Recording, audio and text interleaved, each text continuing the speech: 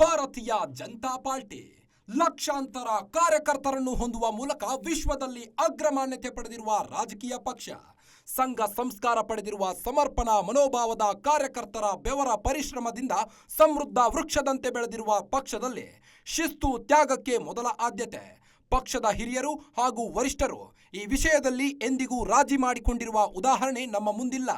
ಸದ್ಯ ಬಸನಗೌಡ ಪಾಟೀಲ್ ಯತ್ನಾಳ್ ವಿರುದ್ಧದ ಶಿಸ್ತು ಕ್ರಮ ವರಿಷ್ಠರು ಸುದೀರ್ಘ ಅವಧಿಯಿಂದ ಸ್ಥಿತಿಗತಿಗಳನ್ನು ಅವಲೋಕಿಸಿ ಅನಿವಾರ್ಯವಾಗಿ ತೆಗೆದುಕೊಂಡಿರುವ ಕ್ರಮವಾಗಿರುತ್ತದೆ.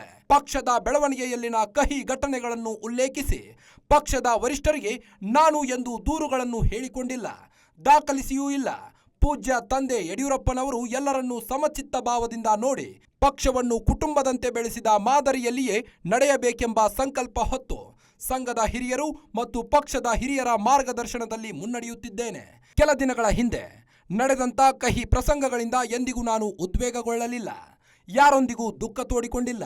ಸಮರ್ಪಣೆ ತ್ಯಾಗದ ಪಾಠವನ್ನು ಹೇಳಿಕೊಡುವ ಸಂಸ್ಕಾರವಂತ ಸಂಘಟನೆಯ ವ್ಯವಸ್ಥೆಯಲ್ಲಿ ಬೆಳೆದು ಬಂದ ನಾನು ಸಹನೆ ತಾಳ್ಮೆಯನ್ನು ಜವಾಬ್ದಾರಿ ನಿರ್ವಹಿಸುವ ನಿಟ್ಟಿನಲ್ಲಿ ಆಧಾರ ಸ್ತಂಭವೆಂದು ಪರಿಗಣಿಸಿ ಮುನ್ನಡೆದಿದ್ದೇನೆ.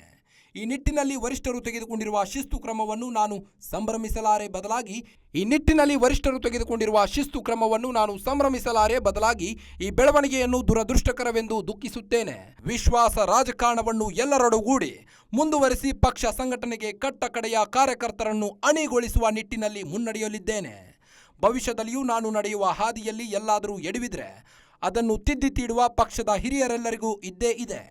ಎಲ್ಲರೂ ಸೇರಿ ರಚನಾತ್ಮಕ ಸಲಹೆಗಳನ್ನು ಸ್ವೀಕರಿಸಿ ಪಕ್ಷವನ್ನು ಮುನ್ನಡೆಸೋಣ. ಭ್ರಷ್ಟಾಚಾರ ಹಾಗೂ ಸ್ವಜನ ಪಕ್ಷಪಾತದಲ್ಲಿ ಮುಳುಗಿರುವ ಜನವಿರೋಧಿ ಕಾಂಗ್ರೆಸ್ ಸರ್ಕಾರವನ್ನು ಅಧಿಕಾರದಿಂದ ಕೆಳಗಿಳಿಸಿ ಸಮೃದ್ಧ ಕರ್ನಾಟಕವನ್ನು ಕಟ್ಟುವ ನಿಟ್ಟಿನಲ್ಲಿ ವಿಕಸಿತ ಭಾರತದ ಸಂಕಲ್ಪ ಹೊತ್ತ ಮಾನ್ಯ ಪ್ರಧಾನಿ ನರೇಂದ್ರ ಮೋದಿಜಿ ಅವರಿಗೆ ಹೆಗಲು ಕೊಡೋಣ. ಪಕ್ಷದ ವರಿಷ್ಠರ ನಿರೀಕ್ಷೆಯ ಗುರಿ ತಲುಪೋಣ.